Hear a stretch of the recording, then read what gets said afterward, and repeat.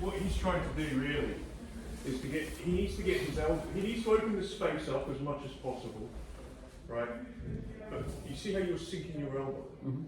Instead, what you're really trying to do is to look at your watch and actually get your elbow as high as you can. Because what you're really trying to do is pummel. You're trying to, yeah, you see how much easier that is? If you just try and shove your elbow under and hope that you're, I feel that there, right? And I will just lay on his arm. And now it's like, take your arm out. And now I'm going to be on the neck because he can't get his arm out. So when you're here, you actually want to feel what their intention is. So if they're trying to jack their arm through, I'll just drop on it. And now that's just not going to happen. And there'll be other things that they can do, but you've now just basically killed his ability to transition his arm just by really just shooting the leg back. So when you're there, what I'm trying to say to you, Martin, is push yourself into it, get on your side, and now take your elbow high. Yeah, and now pummel it up. And now it doesn't matter that my gi's loose, there's a ton of material. Yeah, because what's happening is when you do that, now look at the direction of the arm. There's only three ways you can hold the arm, really. You can try and do this, you full retraction to the hip bone. You can look at your watch with your elbow, so this is another full rotation. Yeah, you can play around with the angle, but the actual, like, what you can do with the lever is kind of that. You touch on the hip bone or go past it, you do this, or you go straight down.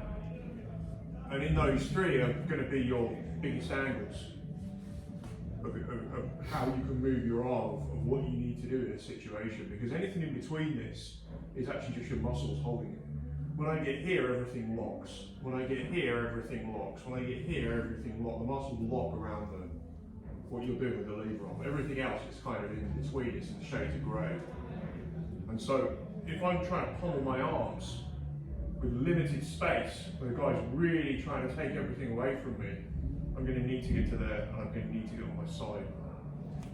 And so, what I'm really trying to do with him is get dominant take position so he can't get his crossface. So I've ended up here, so I'm just balling up. And I'm going to try and look at as much as I can, look at my watch. With my arms here, I'll take my elbow out. So you see how it's going, it's high.